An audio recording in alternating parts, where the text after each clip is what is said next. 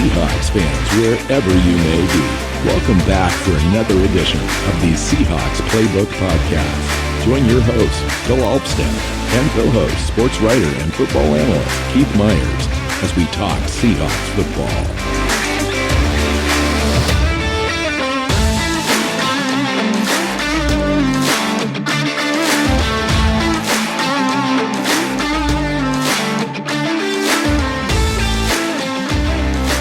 Hey, Seahawks fans. Welcome back to another edition of the Seahawks Playbook podcast. I'm your host, Bill Alvstad, sitting down with Keith Myers. Fun show today, Keith. We're doing an All-NFC West team show today, and we're focusing on just first team. We've got a few peripheral players to talk about, as well as usual. We'll come up with a few names that we disagree on, so I'm sure we'll talk about lots of players today. Welcome in, man.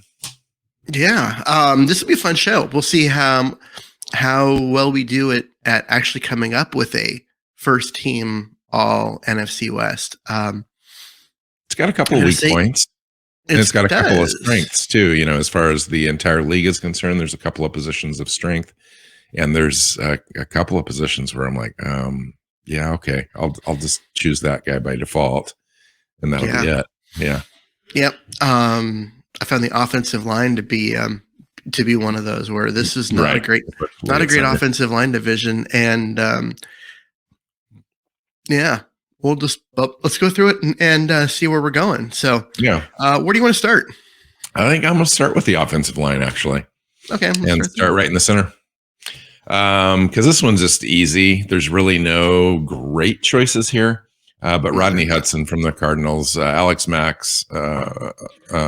retired this offseason with San Francisco, so the competition was really between those two, and Rodney Hudson now has it in hand, and there's no other really viable players other than that to choose from. At least that's from my perspective. No, I'm with you on that. I mean, the only other, it was be either him or Allen, and yeah, it's really just him. It's Hudson.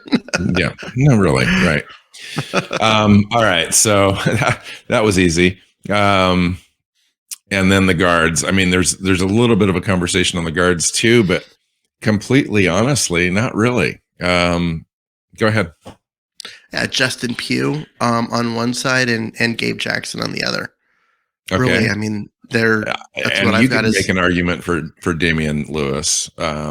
With the Seahawks. A year ago, I would have said that, but last year he was injured so much, his play dropped off. Now, if he comes back, stays healthy, and is back to what he was a year ago, then absolutely he would be in that conversation. But yeah, I actually did have Gabe Jackson and Damian Lewis as my two guards, and then Justin Pugh as my honorable mention, just because I thought the same.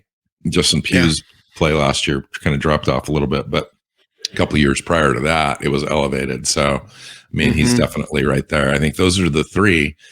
After that, Keith, there's just not a lot in this division at the guard position, which surprised me a little bit. I was kind of going through this list, and I was thinking, okay, last year, consensus, best division in football. We're going to have a lot of players to choose from and all these position groups. And I went through this list, and I was like, wow, this is kind of interesting to me to go through this. This is kind of why we did the show, to kind of see where we stack up. And so far, yeah.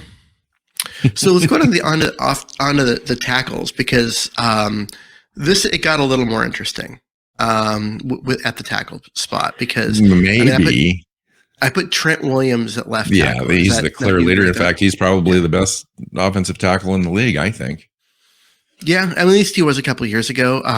His reputation is still that. He's shown his age a little bit, but given his advanced age, you'd expect his play to have dropped off a lot, and it hasn't. It's only dropped off a little. But yeah, great player. What about on the right side? Who do you have? Yeah, well, I mean, you could say DJ Humphries too, just because I think that he's maybe clearly the best remaining talent at offensive tackle if you don't divide between right tackle and left tackle. And he's with the Cardinals. And I had Rob Alvstad as being the other guy. but he's going to play left tackle. See, that's who is he going to? He is moving over. I to the think left he is. side. I think he is. Yeah, they're going to have him play over there after Wentworth retired. Yeah, see, I've got him still as a right tackle, and I did not have him move over. In fact, I was looking just to make sure I didn't screw some of this stuff up. I was looking at depth charts. I'll look at their depth chart right now on ESPN and stuff, and they still had him you're listed right. as the right tackle. Okay. Maybe you are right, and maybe Joe Noteboom plays left tackle for them. We'll see. Honestly, Havenstein's the better player. They might want to move him over. Yeah, and I heard that they might switch those guys around, but yeah, they've got a couple of good options there. But really, to me, when you said, well, it gets a little bit more interesting here, I was like, yeah, Trent Williams is clearly the best offensive lineman in the entire division. There's no ifs, ands, or buts. But after that, it's pretty squishy. I think this conversation changes in a few years, Seahawks fans, when our players develop, and it could be after this year. But really, we're talking about a couple of really good 2 or 3 left tackles in the division. On the right side, there's just not a lot there. Yeah.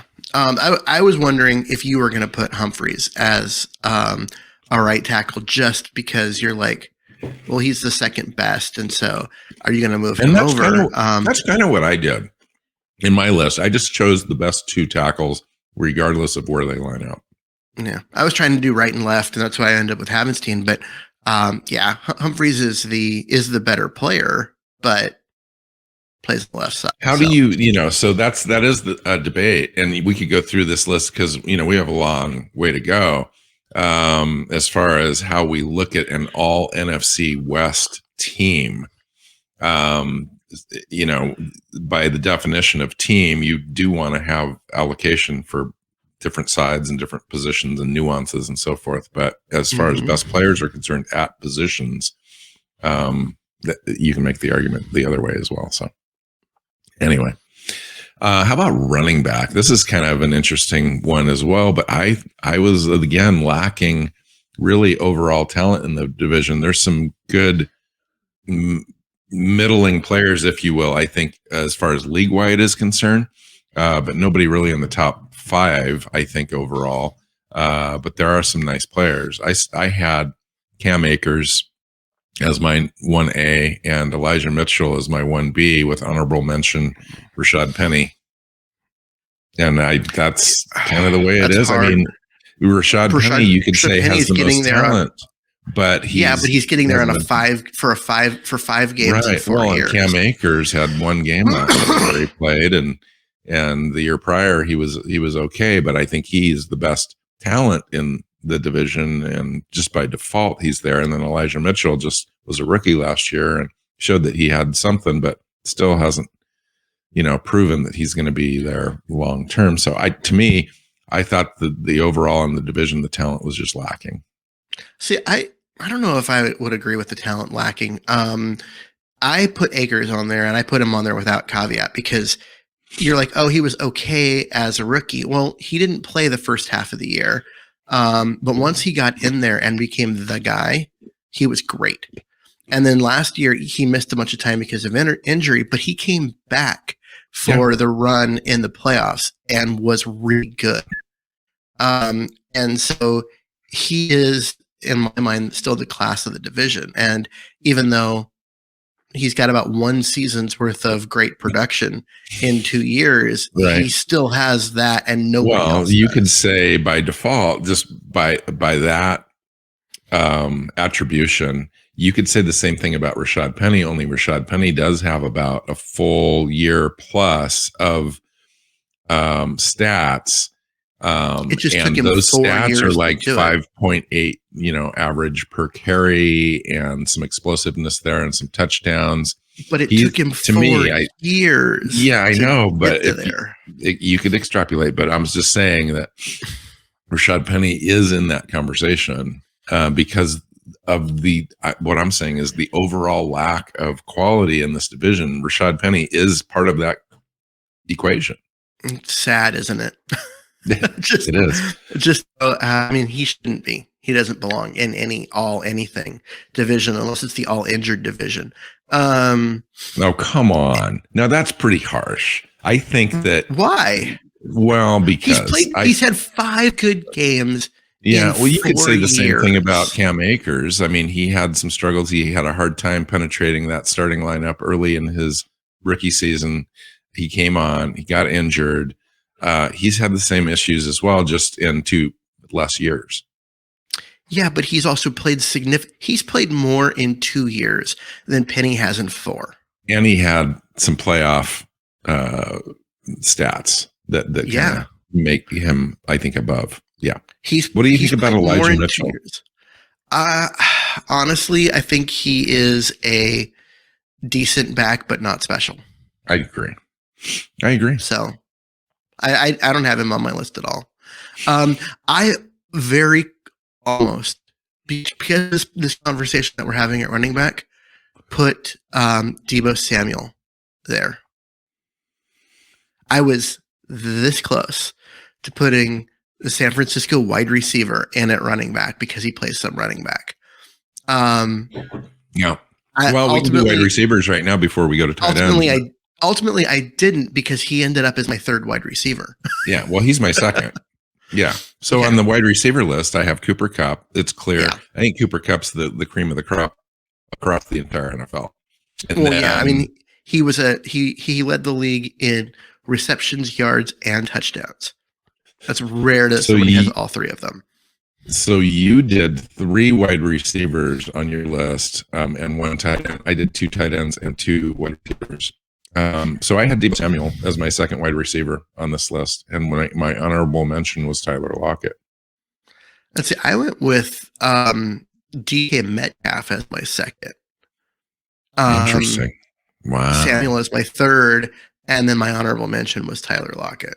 And I went with Metcalf because if you look at the way defenses attacked Seattle and how they game planned around Metcalf. They did not game plan around Lockett.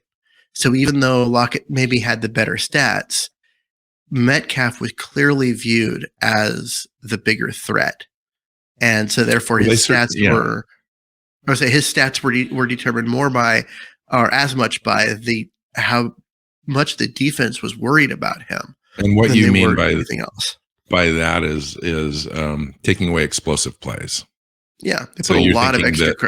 They rolled a lot of extra coverage to his side. I agree. Now, and the underneath stuff they kind of let Lockett have. That's why Lockett ended up with 10, 11, 12 receptions in certain games. So I had Cooper Kupp, Deebo Samuel, honorable mention Tyler Lockett. Also on my honorable mention list is Allen Robinson of the Rams. Just came in the division, I know, but he's still talent-wise could be the 3rd or 4th best wide receiver in this class. And then DK Metcalf and DeAndre Hopkins rounds it out on my list. Yeah, I didn't have a Hopkins on there. I mean, like, by reputation, he's one of the top receivers in the league, and I think that's fair. But he didn't play much last year, and he's suspended for a big chunk of this coming year, so I just left him off. Fair. So, all right, let's round this thing out. Okay. With tight end, well, we still have quarterback too, but tight end. To me, this was the fun list. I thought there was one that belonged, and that would be George Kittle. Correct. He's the best, number 1 best tight end in the NFL, depending on who you ask. So, yeah.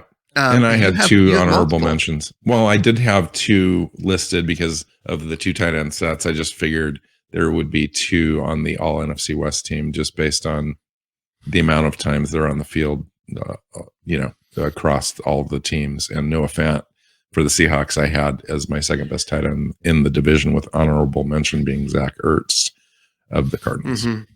See, I had Kittle. Ertz was going to get consideration, although Kittle was going to win out. I didn't include Fant because he hasn't played a game in the division yet. And I tried really hard not to include players that haven't played in the division. Now, see, that's some screwy rule you just made up in your head.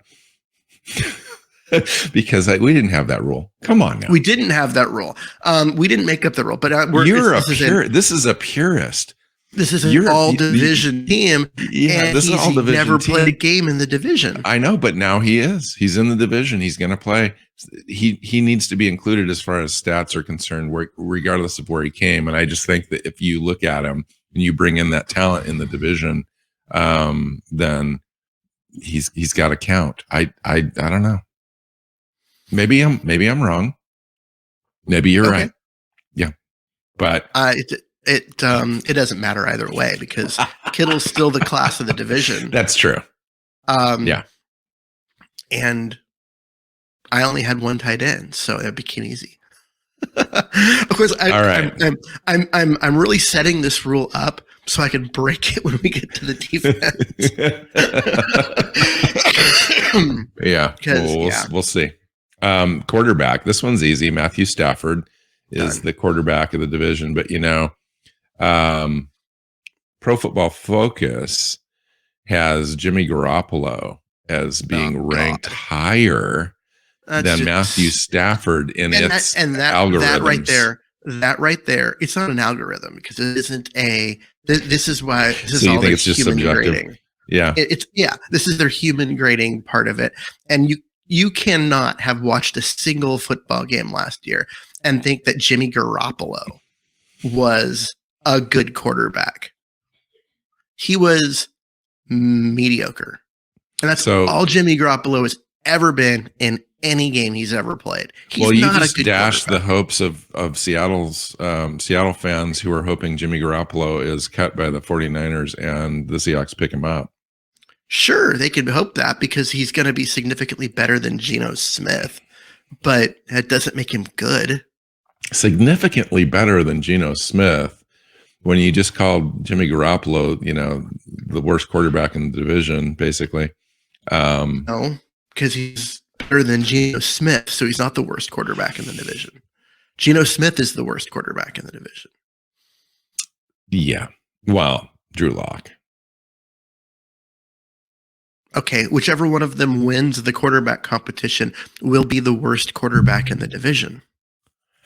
Yeah, it'll be interesting to see what happens. I think that Jimmy Garoppolo's on the move, and I think Seattle is a legitimate point of contact for him after he lands somewhere because we run the same offense, and Pete Carroll wants that point guard thing, and he does that really well. Like he's very efficient. He's a good completion percentage, touchdown to interception ratio kind of a thing. He's not great at any one thing, or he's not great at getting the ball downfield and accuracy and so forth. He's shown that over and over again. And when the game's on the line, he gets nervous and he overthrows stuff or underthrows, and he's just not great. But he would be good, I think, at running the efficiency level of the offense better than our current quarterbacks on the roster.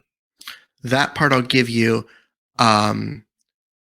He was so good in San Francisco at running essentially this offense that Seattle wants to run that they gave up 3 first-round picks to get someone else. Quarterback took him to the Super Bowl and the NFC Championship game in 2 of the last 3 years. Yes. And he is thought of so highly in San Francisco that they gave up 3 first-round draft picks to get someone else. He's thought of as so highly after San Francisco gave up 3 first-round draft picks to get Trey Lance that Jimmy Garoppolo started over Trey Lance, and he may start over him again if he's still on the roster. That's not them thinking highly of him. That's them worried about Trey Lance's development because he hadn't played in 2 years. And the team trusts Jimmy Garoppolo better to run the offense. At least his coach does. Yeah. They've also been trying to ship him since the season ended. And they screwed that part up. I will hand you that. All right. They were thinking they were going to get 2 first-round draft picks for him, and nobody was willing to offer him one. Yeah, no one in the league offered them a first-round draft pick for him. Yeah, I would have shipped out a third, maybe, if I was a team that wanted to have him and his leadership and all that kind of stuff. If I was Carolina, I would have shipped off a third for him. I think so. I honestly think so, and I would do it right now if I was them. Because I like him better than Baker Mayfield. I think Baker Mayfield makes too many mistakes for certain offenses. You know, I think Baker Mayfield would be a good fit for certain teams, but for like Seattle, I think Jimmy Garoppolo's like a notch above Baker Mayfield as far as a quarterback that come in and be a placeholder. I think Jimmy Garoppolo is still not the long-term answer. You're always going to be looking for that next greatest thing, just like San Francisco did with Trey Lance. Seattle would be in that same boat. This would be kind of a bridge if they did go for him. And I actually, given the roster, and this could be a conversation that we'll have here this offseason more, but given the roster, and I think it's more talented than maybe you're giving them credit for, or a lot of people are giving them credit for. If I look at position by position with Seattle, I think that they have an opportunity to win with a decent quarterback. And I think you look at the way San Francisco used Jimmy Garoppolo and so forth with their roster. I think our roster would be competitive enough to where Jimmy Garoppolo could get us to 9 or 10 wins. Yeah, maybe. Let's have that conversation another day. Because that has nothing to do with an all NFC West team, because Jimmy Garoppolo doesn't belong on an all NFC West team. True. Yeah. So we went sideways. I agree. Even if he's with Seattle, he's still at best the third best quarterback in the league. Yeah. Right. And at worst, he's probably the fifth best because there's some backup that's probably better than he is. Okay. First team defense, Keith. Why don't you start the conversation? Let's start up front, because I think that is where we run into an interesting conversation. In terms of when you start talking about all NFC West players, I've got 3 defensive linemen that I think really belong. And I tried to put together a 4-3 defense. And I had to break the rule I was talking about earlier to get a 4th. So obviously Aaron Donald, I mean, he's the class of the entire NFL.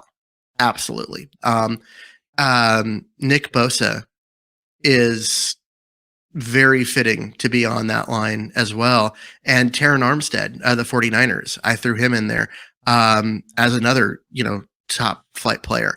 Yeah.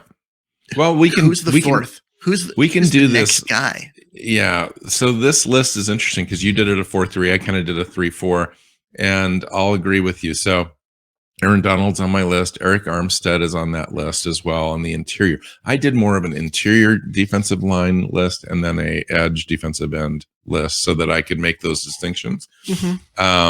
And then I put Shelby Harris as kind of an honorable mention, or if you're going to do a 3-4, Shelby Harris is there. But there you go with the player that didn't play in the division. He was the 4th. Yeah. Yep. And he's the 4th, the one that I had to put there. The only other players you could consider would be Zach Allen, Poona Ford, Al Woods, J.J. Watt. But clearly, I think the 3 that are mentioned for me anyway are at the top. And then I had defensive end, edge separate, and therefore I had Nick Bosa in that list. And then I also had Leonard Floyd with the Rams, and honorable mention Darrell Taylor from the Seattle Seahawks. Yeah, I mean, Shelby Harris is a defensive end. He's a 5-tech, but he's a 5-tech defensive end, and that's why I put him in there as my other side from Bosa. And Leonard Floyd's a linebacker. I mean, he is a blitz linebacker that comes up and rushes the passer a lot, but he is a linebacker. And so that's why I didn't even have him in there as a defensive end. So that's why I had a hard time. It's other than Bosa. I mean, Shelby Harris is the next best defensive end in this division. Darrell Taylor, I guess, honorable mention. There are the pass rush win rate is there, even if the stats aren't. But it's also on a partial year of, production. It's just a partial year. That's definitely a projection for me. Yeah. But I went and looked at all the other players available, and I just figured he was the best of the lot. Yeah, there's not I was surprised. I was expecting this to be a better group at defensive end than what I found when I looked over all the rosters. It's not as good as in my head I was thinking. And a lot of that, I mean, and we've had some talent leave this off season, and that's it. We've had a bunch of talent leave. Yeah. So, okay. So linebacker, if we continue with the front seven, I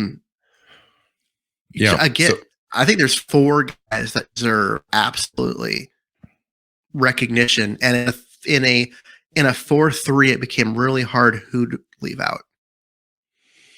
Well, I've got Bobby Wagner and Fred Warner at the top, and then I've got Jordan Brooks as my third. Yeah, those are the same 3 I have, and then you mentioned Weaver from the Rams as an edge. I have him as a linebacker. Who? Or I said Weaver, Floyd, Leonard Floyd. And I've got Isaiah Simmons as an honorable mention there from the Cardinals. Okay. Yeah, so we're in pretty good agreement there. I mean, we mentioned all the same players, even though we've got kind of the position groups kind of mangled a little bit. At least I did. How about safeties? There's a few safeties in this division. And there might be a surprise or two that Seahawks fans might not be aware of, but I have Quandre Diggs. I do like too as a free safety. Yep, as a free safety. And then the strong safety, I have Jalen Thompson. Interesting. Who do you have? I've got Quandre Diggs and Budda Baker as my safeties, and then I've got a dime in there as well with Jimmy Ward from the 49ers.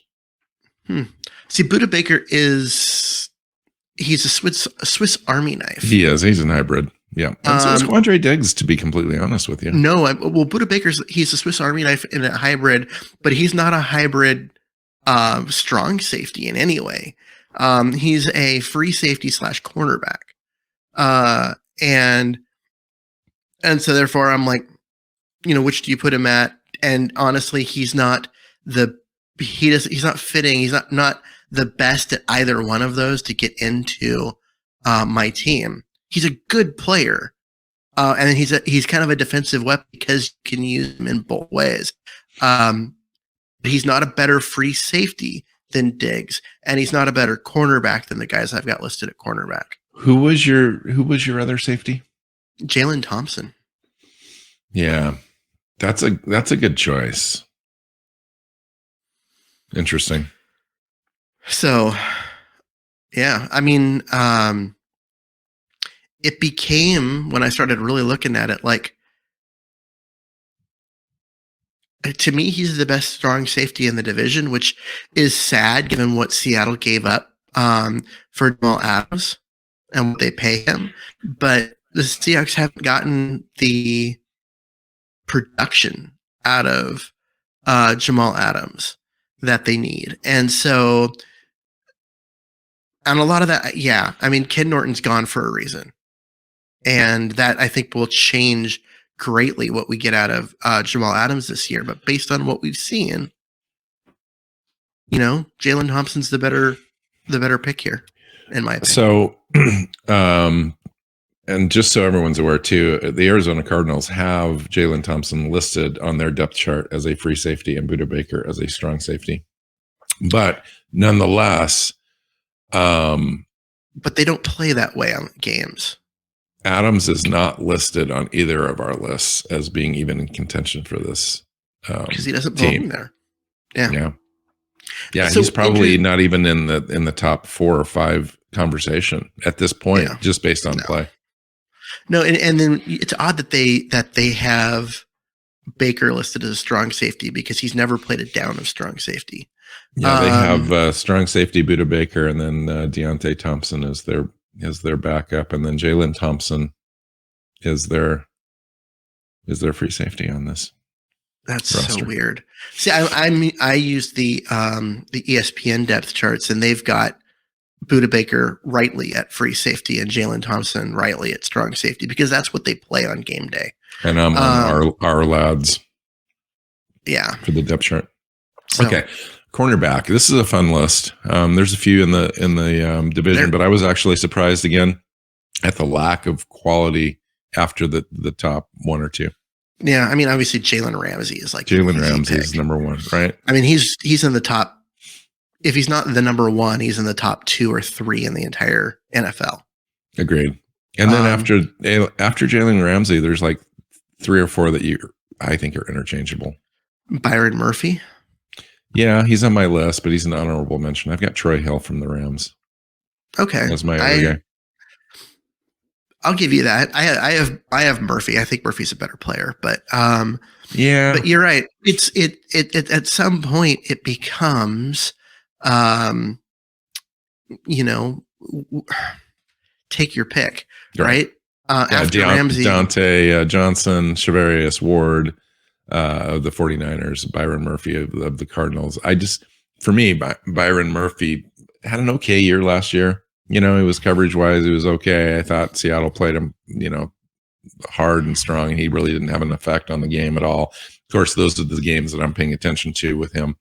And I just thought he wasn't special, and clearly major steps below Jalen Ramsey. And of course, everyone is. And also, you've got Ramsey moving with guys like DK Metcalf and covering Metcalf no matter where he lines up. And so you've got, a guy like Troy Hill who's only covering what Ramsey isn't. You know what I mean? Like he's never drawing the best receivers in correct. But I gave him the nod just based on the Super Bowl, and it was pretty decent overall defense in the division. Yeah. And that's why I went away from him and went with Byron Murphy, because I mean, he was really the only guy outside of Ramsey that I thought looked like a shutdown corner at times. Yes, agreed. But it wasn't all the time. He is not at that same level, but he at least looked like it at times. And he's the only one. So I'm like, he's got to be it, right? Yeah. Well, and there's no Seahawks in the top 10 because we just don't have. We have no experience long term in the division, and the guys that we have, like Sidney Jones and so forth, are just they're just not quite up to the level yet. We'll see what happens after this year. It'd be interesting to see if Seahawks will come into the conversation at least. But yeah, for now, I was going to say you look at Sidney Jones played better over the last like 5 or 6 games. And this was a guy that wasn't even on the roster during training camp, right? So, and it took him a while to get on the field because he was still learning the defense. And then when he got on the field, there were some struggles. But then as the season went on, he got better and better and better. He could very easily work his way into that, not Jalen Ramsey, but who else, possibly the number 2 guy. Right. He could, but also he could drop off even further because of the players we acquired. Kobe. Yeah. Kobe Bryant, Artie Burns. Kobe Bryant. Both guys that are going to push for playing time. And the guy that that was there last year. Trey Brown. That was injured, Trey Brown. So there's opportunities there for those guys to step forward, and a guy like Jones to step back a little bit and more of a supporting role. Who knows? And I did kicker and punter just for, Matt Gay with the Rams as a kicker and Michael Dixon as the punter to round out my list. I give you Michael Dixon. I'm surprised you didn't go with Robbie Gould as your kicker. I think Matt Gay has surpassed him, and Gould's kind of diminishing. Yeah, but he's been in the league. He's done it all. He's been in the league forever. Yeah, his kicking percentage and all that kind of stuff fell below Matt Gay last year, and I think that trend continues.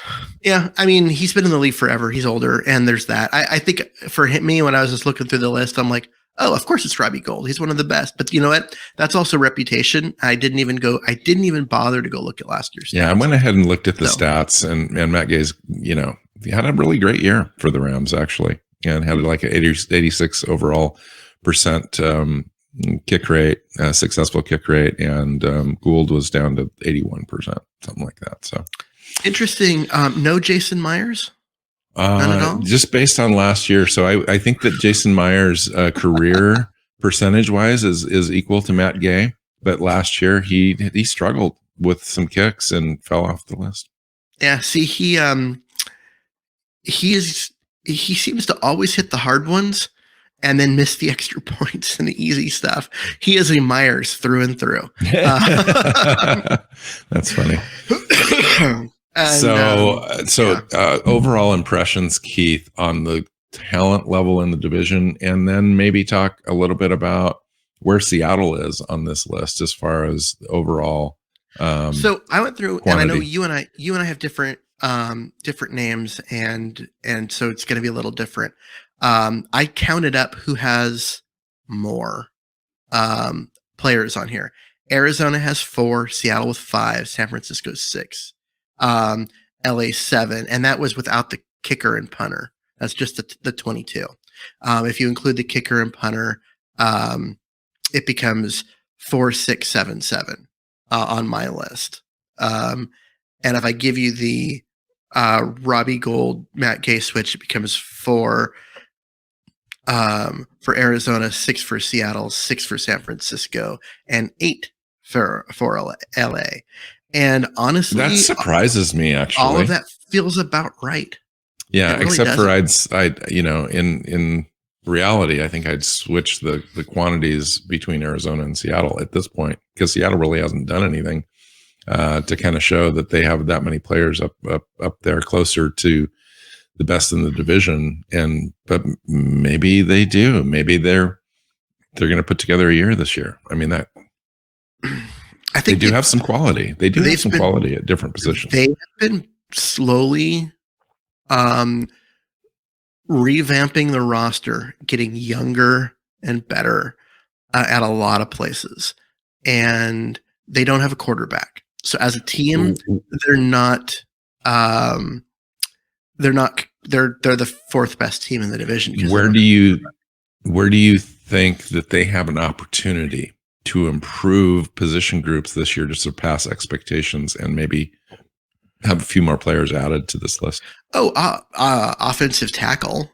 I mean, so I went back and I rewatched just for the fun of it. I watched Cross play against Georgia. And I mean, think about all the defenders, all of the first round great team. Picks great game to watch that Georgia has on that defense, and watched just Cross and not the rest of his team get, beat up on. Cross gave up, I believe, 1 quarterback pressure in the entire game. And this is a Mike Leach team that is, they throw on every down. They simply, that's so Georgia knows what they're doing. They just can't get through him. They couldn't get through him. He dominated against the best defense we've seen since probably the 91 Huskies, in college football. And I was shocked at how well he played. How many times did they throw 2 players at him at the same time? Quite a few. And he doesn't give up the pressure at that point because he blocks the right one. He blocks inside, lets the outside guy go free. At that point, it's up to the quarterback and the running back to make that call, because you can't block 2 people. So you always block inside. He was great, just absolutely fantastic in that game. And how did he, when he had the opportunities to move in space, when they moved the pocket or when he had to get out to the second level, if they did run a running play, how did he look? His feet are fantastic. And as far as the running play, I think he made it to the second level once because they ran the ball like 5 times in the entire game. That's crazy. Yeah. That's Mike Leach for you. His when he has to block in space, whether it be a rotating pocket or when they pulled, the blitz all went the other direction and he ended up blocking no one, and then he backtracks and picks up someone on the weak side, and you're like, okay, guys his size shouldn't move that well. He looks like he's going to be a phenomenal player. He's got to learn how to run block because he didn't do any of it last year. But that doesn't mean he can't. It just means he hit for Mike Leach. So there you've got the offensive tackle position group is something that could be rearranged in the future. How about anything else? I mean, you mentioned Darrell Taylor and company, and I think that's a spot where you could see, the Seahawks getting another player on here very quickly. He looked. I mean, we both know his win rate was really high, and he started drawing more and more double teams as the season went on, because teams knew they had to account for him, and that's a good sign. After that, though, I mean, honestly, Mafe might emerge. Who knows? It's a possibility. I mean, he's got the skills, that's for sure. Jamal Adams could actually be, if he stays healthy. Yeah, he could get in there. I think the running back, like Ken Walker the third. Yeah, because really the running back list is not great. So I think that he could quickly emerge as a guy, especially if he was Rashad Penny was injured this year, and Ken Walker got the bulk of the carries and had over 1,000 yards this year. I think he would just definitely be on the list immediately. How about cornerback, Keith? I don't know. Maybe not this next year. If we do this in 2 years, then that's a possibility. Mainly just because I'm looking at. I know everyone says he's going to be ready, but I'll believe it when I see it with Trey Brown, just because of the injury he had. He looked at the end when he got hurt that he was developing into that guy that could possibly be in the mix there, but. Kobe Bryant I expect he's more of he was drafted more because he's ready to come in and play now. Yeah. Steady. But no, I don't ever expect him to be great. It's,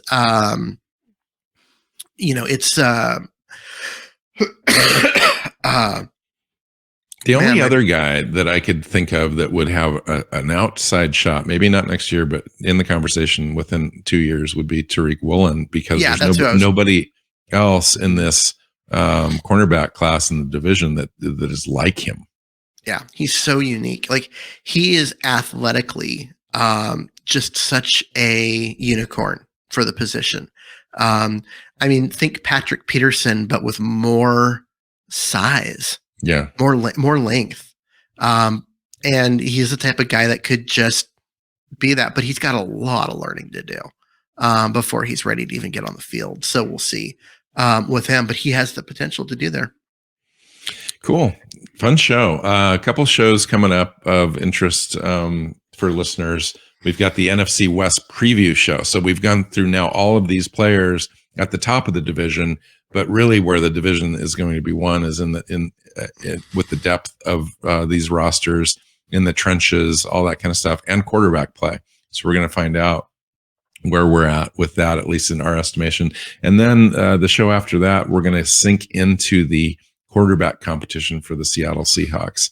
We're going to really break down the quarterbacks at the top, find out where Geno Smith and Drew Lock are in the competition, and then a little bit of Jacob Eason thrown in there just for fun, and maybe taking a look maybe at Baker Mayfield or Jimmy Garoppolo as options that the team would consider if either one of those players are cut. It seems like Josiah Anderson came out with a little thing saying that Seattle is still interested in Baker Mayfield.